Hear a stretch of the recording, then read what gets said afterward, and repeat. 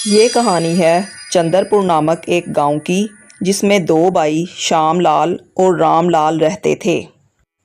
श्याम लाल अपनी पत्नी चंदा और बेटे राजू के साथ रहता था, जबकि दूसरी ओर राम लाल अपनी पत्नी पारो के साथ रहता था। पारो बहुत ही लालची और चालाक औरत थी। गांव में उन दोनों भाइयों की एक ज़मीन थी, जिसमें वो दोनों भाई मिलजुल कर काम किया करते थे, और जब फसल तैयार हो जाती वो बाज़ार में जाकर बेच आते और उसे बेचकर जो मुनाफा होता था वो दोनों भाई आधा आधा आपस में तकसीम कर लिया करते थे। वो दोनों पैसे लेकर घर आ जाते हैं और दोनों ने पैसे लाकर अपनी अपनी पत्नियों को दे दिए। चंदा, ये लो पैसे। इस बार फसल बहुत अच्छी थी, इसीलिए बहुत मुनाफा हुआ। ये तो बहुत खुशी की बात है जी। मैं दुआ करती हूँ कि आपका मुनाफा इसी तरह बढ़ता रहे और आप दोनों भाई बहुत तरक्की करें। पारो, ये लो इस बार की फसल के पैसे। इस बार की फसल बहुत अच्छे दामों पर बिकी है, इसीलिए मुनाफा भी बहुत अच्छा हुआ है। क्या खाक मुनाफा हुआ है? ये भी कोई मुनाफा है भला? आधे पैसे तो तुम्हारा भाई लेकर चला जाता है। खेतों पर तो आप ही सबसे ज्यादा मेहनत करते हैं, फिर मुनाफा बराबर क्यों लेकर जाता है?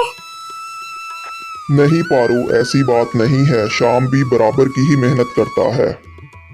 हाँ जी, काहे की बराबर मेहनत? बाजार जाकर इतने महंगे महंगे बीज आप ही खरीद कर लाते हैं, और एक इतनी दूर आने जाने की मेहनत अलग। मेरी बात मानिए तो आप उसे एक जमीन का छोटा सा टुकड़ा देकर रफा दफा कीजिए। नहीं पारो, मैं ऐसा नहीं कर सकता। तुम मेरी बात समझो, आखिर वो मेरा भाई है। देखिए, आपको ऐसा करना ही होगा, वरना मैं अपने मायके चली जाऊंगी। फिर रहना आप अपने भाई के साथ अकेले।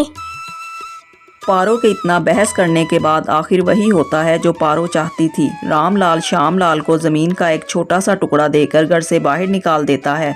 वो बेचारा भी अपने भाई के बगल में एक छोटी सी कुटिया बनाकर अपनी पत्नी और बच्चे के साथ रहने लगता है। श्याम लाल को जितना भी ज़मीन मिला वो उसमें चने की खेती उगाता है और अपनी खेतों की रखवाली करता है, और जैसे तैसे करके अपना जीवन गुजारने लग जाता है। इधर उसका बड़ा भाई भी अपने खेतों की रखवाली करने में लग जाता है। वो भी चने की ही खेती उगाता है। एक दिन बड़े भाई के खेत में कुछ चिड़िया आ जाती हैं, तो वो सोचता है कि इन चिड़ियों ने तो नाक में दम कर रखा है, ये तो मेरी सारी फसल खा जाएंगी। और वो इन्हें भगाने की कोशिश करता है और वो चिड़ियों को खेत से भगा देता है। इसी तरह जब भी चिड़िया उसके खेत में आती हैं तो वो उनको भगा देता है। फिर अगले दिन चिड़िया उसके छोटे भाई के खेत में जाती हैं, तो वो ये सोचता है कि ये चिड़िया भी भूखी होंगी, अगर ये दाना खा लेंगी तो कितना फ़र्क पड़ जाएगा। इसी तरह जब चिड़िया बड़े भाई के खेत में जाती हैं तो वो उन्हें भगा देता है। लेकिन जब वो श्याम लाल के खेतों में जाती हैं तो वो उन्हें नहीं भगाता और दाना चुगने देता है। इसी तरह दिन गुजरते जाते हैं कि एक बार गांव के फसलों में बीमारी लग जाती है, जिससे छोटे छोटे कीड़े गांव की फसलों को ख़राब कर रहे थे। वही कीड़े धीरे धीरे राम लाल की फसलों तक पहुंच जाते हैं और उन्हें ख़राब कर देते हैं। वही कीड़े जब श्याम लाल की फसलों तक पहुंचते हैं तो वहां वो चिड़िया दाना खा रही थी, वो उन कीड़ों को भी खा जाती हैं, जिससे श्याम लाल की फसल ख़राब होने से बच जाती है।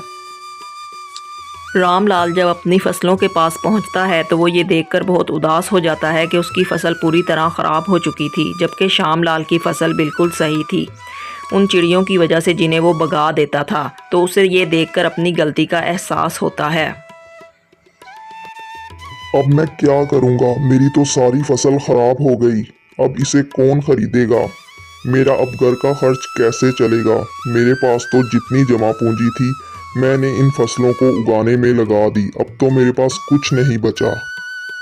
भैया, आप चिंता मत कीजिए। अगर आपकी फसल खराब हो गई है तो हमारी ये फसल तो सही है ना, हम इसे बाजार में बेचकर इस बार इसी से अपने घर का गुजारा करेंगे।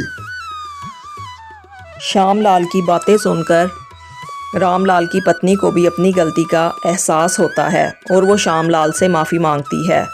श्यामलाल बहुत ही दयालु होता है, वो दोनों को माफ़ कर देता है और वो फिर से इकट्ठे हंसी खुशी ज़िंदगी गुजारने लग जाते हैं।